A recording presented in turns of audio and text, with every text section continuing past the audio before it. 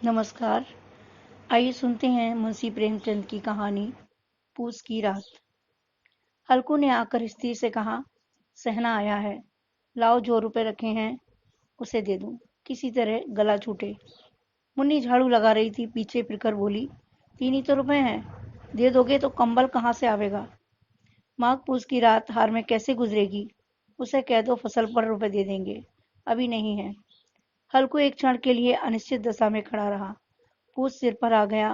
बिना कंबल के हार में रात को वह किसी तरह नहीं सो सकता। मगर सहना मानेगा नहीं, बुड़कियां जमावेगा, गालियां देगा, भला तो सिर से टलेगी। ये सोचता हुआ वह अपना भारी भरकम ढील लिए हुए स्त्री के समीप आ गया और खुशामद करके बोला, ला दे दे, गला तो छूटे, कंबल के लिए कोई दूसरा उपाय सोचूंगा। मुन्नी उसके पास से दूर हट गई और आंखें तरेरती हुई बोली, कर चुके दूसरा उपाय, जरा सुनो कौन सा उपाय करेंगे। कोई खैरात देगा जो कंबल खरीद लोगे। न जाने कितनी बाकी हैं जो किसी तरह चुकने में ही नहीं आती। मैं कहती हूँ तुम क्यों नहीं खेती छोड़ देते। मर मर कर काम करो, उपज हो तो बाकी दे दो। चलो छुट्टी हुई। बाकी चुकाने के लिए ही तो हमारा जन्म हुआ है। पेट के लिए मजूरी करो, ऐसी खेती से बाज आए। मैं रुपए ना दूंगी, ना दूंगी। हल्कू उदास होकर बोला, तो क्या गाली खाऊं। मुन्नी ने तड़प कर कहा, गाली क्यों देगा, क्या उसका राज है। मगर यह कहने के साथ ही उसकी तनी हुई भौहें ढीली पड़ गईं। हल्कू के उस वाक्य में जो कठोर सत्य था, वह मानो एक भीषण जंतु की तरह उसे घूर रहा था। उसने जाकर आले पर से रुपए उठाए और लाकर हल्कू के हाथ पर रख दिए। फिर बोली, तुम छोड़ दो अब से खेती।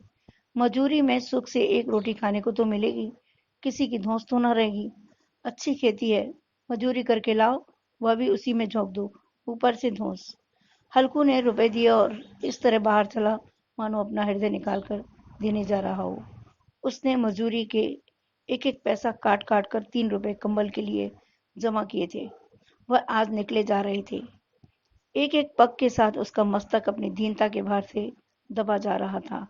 पूस की अंधेरी रात, आकाश पर तारे भी टुटते हुए मालूम होते थे। हल्कू अपने खेत के किनारे ईख के पत्तों की एक छतरी के नीचे बांस के खटोले पर अपनी पुरानी गाड़ी की चादर ओढ़े पड़ा कांप रहा था। खाट के नीचे उसका संगी कुत्ता जबरा पेट के मुंह में डाले सर्दी से कू कू कर रहा था। दो में से एक को भी नींद ना आती थी। हल्कू ने घुटनियों को गर्दन से चिपकाते हुए कहा, क्यों जबरा, जाड़ा लगता है। कहता तो था घर में पुआल पर लेटा रहे, तो यहाँ क्या लेने आया था। अब खाओ ठंड, मैं क्या करूं। जानते थे मैं यहाँ हलवा पूड़ी खाने आ रहा हूँ। दौड़े दौड़े आगे आगे चले आए। रो, अब रो नानी के नाम को। जबरा ने पड़े पड़े दुम मिलाई तथा कूकू करता हुआ एक बार जम्हाई लेकर चुप हो गया। शायद उसने ताड़ लिया था कि मेरे कूकू से स्वामी को नींद नहीं आ रही। हल्कू ने हाथ निकाल कर जबरा की ठंडी पीठ सहलाते हुए कहा, कल से मत आना मेरे साथ, नहीं तो ठंडे हो जाओगे। यह कमबख्त पछुआ न जाने कहाँ से बर्फ लिए आ रही है। उठो फिर एक चिलम भरूं, किसी तरह रात तो कटे। 8 चिलम तो पी चुका हूँ। ये खेती का मजा है और एक एक भगवान ऐसे पड़े हैं जिनके पास जाड़ा जाए तो गर्मी से घबरा कर भागे। मोटे मोटे गद्दे, लिहाफ, कंबल, मजाल है जाड़े का गुजर हो भी जाए। तकदीर की खूबी है, मजूर हम करें, मजा दूसरे लूटें। हल्कू उठा और गड्ढे में से जरा सी आग निकालकर चिलम भरी। जबरा भी उठ बैठा। हल्कू ने चिलम पीते हुए कहा, पिएगा चिलम। जाड़ा तो क्या जाता है, हाँ जरा मन बहल जाता है। जबरा ने उसके मुंह की ओर प्रेम से छलकती हुई आंखों से देखा। हल्कू, आज और जाड़ा खा ले, कल से मैं यहाँ पुआल बिछा दूंगा, उसी में घुसकर बैठना, तब जाड़ा न लगेगा। जबरा ने अपने पंजे उसकी घुटनियों पर रख दिए और उसके मुंह के पास अपना मुंह ले गया। हल्कू को उसकी गर्म सांस लगी। चिलम पीकर हल्कू निश्चय करके लेटा कि चाहे कुछ भी हो, अब के सो जाऊंगा। पर एक ही क्षण में उसके हृदय में कंपन होने लगा। कभी इस करवट लेटता, कभी उस करवट पर जाड़ा किसी पिशाच की तरह उसकी छाती को दबाए हुए था। जब किसी तरह न रहा गया तो उसने जबरा को धीरे से उठाया और उसके सिर को थपथपाकर उसे अपनी गोद में सुला लिया। कुत्ते की देह से न जाने कैसी दुर्गंध आ रही थी, पर वह उसे अपनी गोद में चिपकाए हुए ऐसे सुख का अनुभव कर रहा था जो इधर महीनों से उसे ना मिला। जबरा शायद समझ रहा था कि स्वर्ग यही है, और हल्कू की पवित्र आत्मा में तो उस कुत्ते के प्रति घृणा की गंध तक न थी। अपने किसी अभिन्न मित्र या भाई को भी वह इतनी तत्परता से गले लगाता। वह अपनी दीनता से आहत न था, जिसने आज उसे इस दशा में पहुंचा दिया।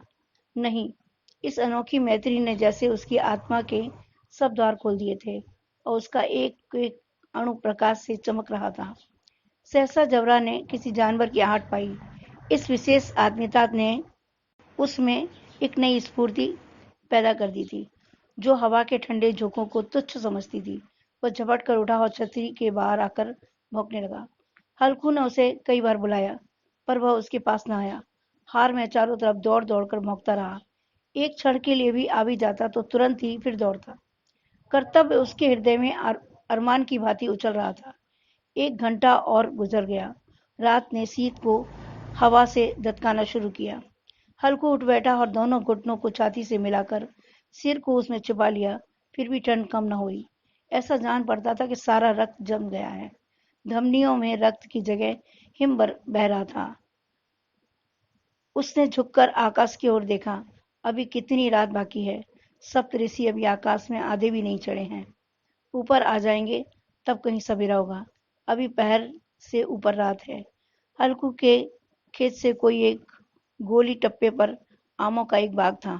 पतझड़ शुरू हो गई थी। बाग में पत्तियों का ढेर लगा हुआ था।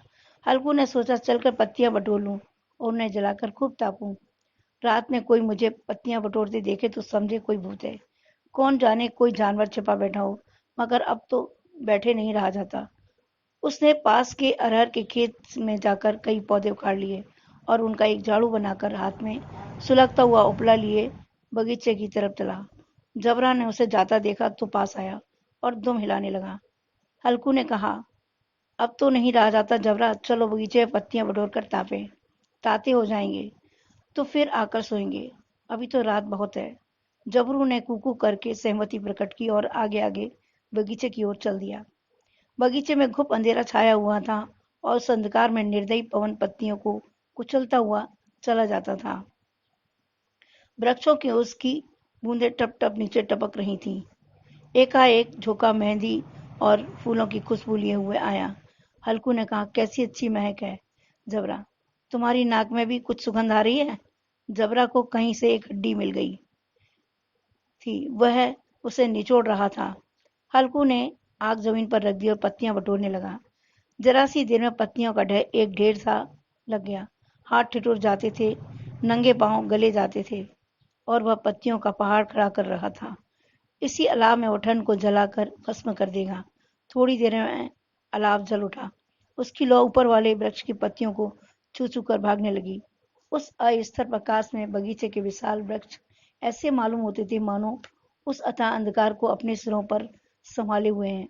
अंधकार के उस अनंत सागर में यह प्रकाश एक नौका के समान हिलता मचलता हुआ जान पड़ता था। हल्कू अलाव के सामने बैठा आग ताप रहा था। एक क्षण में उसने दोहर उतार कर बगल में दबा ली और दोनों पांव फैला दिए, मानो ठंड को ललकार रहा हो। तेरे जी में जो आए सो कर। ठंड की असीम शक्ति पर विजय पाकर वह विजय गर्व को हृदय में छिपाकर न रख सकता था। उसने जबरा से कहा, क्यों जबरा, अब तो ठंड नहीं लग रही है। जबरा ने कूकू करके मानो कहा, अब क्या ठंड लगती रहेगी। पहले से उपाय न सूझा, नहीं तो इतनी ठंड क्यों खाते। जबरा ने पूंछ हिलाई। अच्छा आओ, अलाव को कूद कर पार करें, देखे कौन निकल जाता है। अगर जल गए बच्चा तो मैं दवा न करूंगा। जबरा ने आग की ओर कातर नेत्रों से देखा। मुन्नी से कल ना कह देना, नहीं तो लड़ाई करेगी। यह कहता हुआ वह उछला और उस अलाव के ऊपर से साफ निकल गया। पैरों में लपट लगी, पर वह कोई बात नहीं। जबरा आग के चारों ओर घूमकर उसके पास आ खड़ा हुआ। हल्कू ने कहा, चलो चलो ऊपर से कूद कर आओ। वह फिर कूदा और अलाव के इस पार आ गया। पत्तियां जल चुकी थीं। बगीचे में फिर अंधेरा छाया था। राख के नीचे कुछ कुछ आग थी, जो हवा का झोंका आ जाने पर जरा जाग उठती थी, पर एक क्षण में फिर आंखें बंद कर लेती थी। हल्कू ने फिर चादर ओढ़ ली और गर्म राख के पास बैठा हुआ एक गीत गुनगुनाने लगा। उसके बदन में गर्मी आ गई थी, पर ज्यों ज्यों शीत बढ़ती थी उसे आलस से दबाए लेता था। जबरा जोर से भौंककर खेत की ओर भागा। हल्कू को ऐसा मालूम हुआ कि जानवरों का एक झुंड खेत में आया है। शायद नील गांव का झुंड था। उनके कूदने दौड़ने की आवाजें साफ सुनाई दे रही थीं। आवाज से ऐसा मालूम हुआ कि वे खेत में चर रही हैं। उनके चवाने की चर चर सुनाई देने लगी। उसने मनी मन कहा, नहीं जबरा, जबरा के होते हुए कोई जानवर खेत में नहीं आ सकता। नोच ही डाले। मुझे भ्रम हो रहा है। अब तो कुछ नहीं सुनाई देता। मुझे भी कैसा धोखा हुआ। उसने जोर से आवाज लगाई, जबरा जबरा। जबरा भौंकता रहा, उसके पास न आया। फिर खेत में चरे जाने की आहट मिली। अब वह अपने को धोखा न दे सका। उसे अपनी जगह से हिलना जहर लग रहा था। कैसा दंदाया हुआ बैठा था। इन जाड़े पाले में खेत जाना, जानवरों के पीछे दौड़ना असूझ जान पड़ा। वह अपनी जगह से न हिला। उसने जोर से आवाज लगाई, लियो लियो लियो। जबरा फिर भौंक उठा। जानवर खेत चर रहे थे, फसल तैयार है। कैसी अच्छी खेती थी, पर ये दुष्ट जानवर उसका सर्वनाश किए डालते हैं। हल्कू पक्का इरादा करके उठा और 2-3 कदम चला, पर एकाएक हवा का एक ऐसा ठंडा चुभने वाला बिच्छू से डंक सा झोंका लगने लगा। फिर वह बुझते हुए अलाव के पास आ बैठा और राख को कुरेद कर अपनी ठंडी देह को गरमाने लगा। जबरा अपना गला फाड़े डालता था। नील गाय खेत का सफाया किए डालती थी और हल्कू गर्म राख के पास शांत बैठा था। अकर्मण्यता से ने रस्सियों की भांति उसे चारों तरफ से जकड़ रखा था। उसी राख के पास जमीन पर वह चादर ओढ़कर सो गया। सवेरे जब उसकी नींद खुली तब चारों ओर तरफ धूप फैल गई थी और मुन्नी कह रही थी, क्या सोते रहोगे? तुम यहाँ आकर रम गए और उधर सारा खेत चौपट हो गया। हल्कू उठा और बोला, क्या तू खेत में होकर आ रही है? मुन्नी बोली, हाँ, सारे खेत का सत्यानाश हो गया। भला ऐसे भी कोई सोता है? तुम्हारे यहाँ मड़ैया डालने से क्या लाभ हुआ? हल्कू ने बहाना किया, मैं मरते मरते बचा, तुझे अपनी खेती की पड़ी है। पेट में ऐसा दर्द हुआ कि मैं ही जानता हूँ। दोनों फिर खेत पर आए, देखा सारा खेत रोंदा पड़ा हुआ है और जबरा मड़ैया पर चित लेटा है, मानो प्राणी ना हो। दोनों खेत की दशा देख रहे थे। मुन्नी के मुख पर उदासी छाई थी, पर हल्कू प्रसन्न था। मुन्नी ने चिंतित होकर कहा, अब मजूरी करके माल गुजारी भरनी पड़ेगी। हल्कू ने प्रसन्न मुख से कहा, रात की ठंड में यहाँ सोना तो नहीं पड़ेगा। तो यह थी कहानी। इस कहानी से हमें यही शिक्षा मिलती है कि निर्धनता सभी संकटों की जननी है।